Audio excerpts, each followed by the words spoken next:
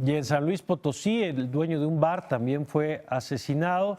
Y para hablar de esta violencia en el país, tengo en la línea telefónica a Alejandro Ope, analista en temas de seguridad, a quien siempre es un gusto tener en este espacio, aunque lamentablemente los temas no sean, por supuesto, agradables. ¿Cómo estás, Alejandro? Muy buenos días.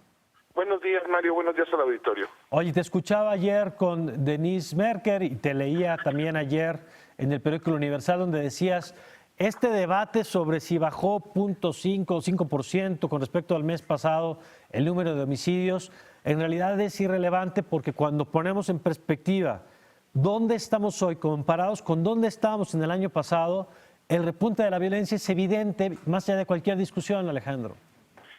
Así es, Mario. Mira, es que comparar los datos mes a mes puede ser una actividad muy miope, porque la serie puede ser muy ruidosa, por razones coyunturales puede disminuir en alguna localidad o aumentar en otra. Entonces es mucho mejor ver la tendencia, ¿no?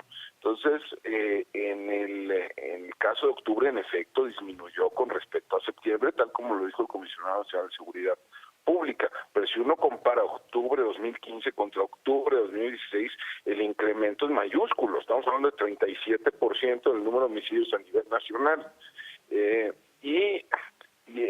Octubre fue el cuarto mes consecutivo con más de 2,000 víctimas de homicidio doloso. Eso no lo teníamos desde mediados de 2012. Y además estamos hablando, Alejandro, cuando revisamos estados por estado, que Guerrero no disminuye la violencia, lugares que no tenían este fenómeno en estas dimensiones como Colima o Guanajuato, incluso que no era un referente cuando hablamos de inseguridad, hoy empiezan a ser tema también. Y por eso la pregunta, ¿tienes alguna explicación, ya que la autoridad, por cierto, no la está dando, pero tienes alguna explicación de qué explica este repunte de la violencia en el país?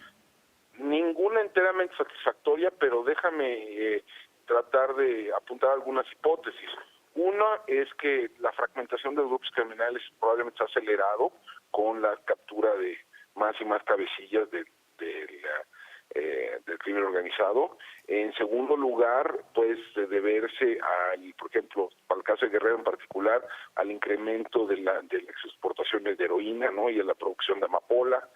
Puede haber también, puede tener un efecto también la transición que se está dando en tantos estados, ¿no?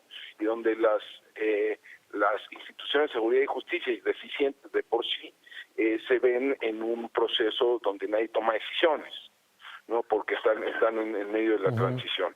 Y de fondo, pues hay un problema de impunidad, ¿no? La semana pasada el gobernador saliente de Sinaloa, Mario López Valdés, dijo que el 90% de los homicidios es de gente que, según él, anda en malos pasos, y que el 10% restante, donde sí hay víctima inocente, ahí sí investigan, ¿no? Entonces, digamos, por confesión de parte del gobierno de Sinaloa, solo se investiga 1 de cada 10 homicidios. Claro. En esas circunstancias no hay cómo resolver el problema. Ahora, ¿estás viendo alguna respuesta, algún cambio en la estrategia, o se ha informado, por lo menos a la comunidad de especialistas, algún cambio en la estrategia ante este escenario de violencia? Pues mira, anunció el presidente desde agosto enfoque en 50 ciudades que concentran el 42% de los homicidios.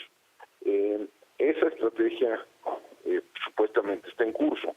Sin embargo, tiene varios problemas que ya se han detallado por varios analistas.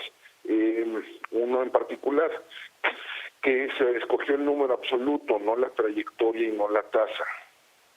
Eso significa que muchas ciudades que han tenido un incremento muy importante en los últimos meses no están en esta lista de 50 ciudades donde va a haber una intervención adicional del gobierno federal.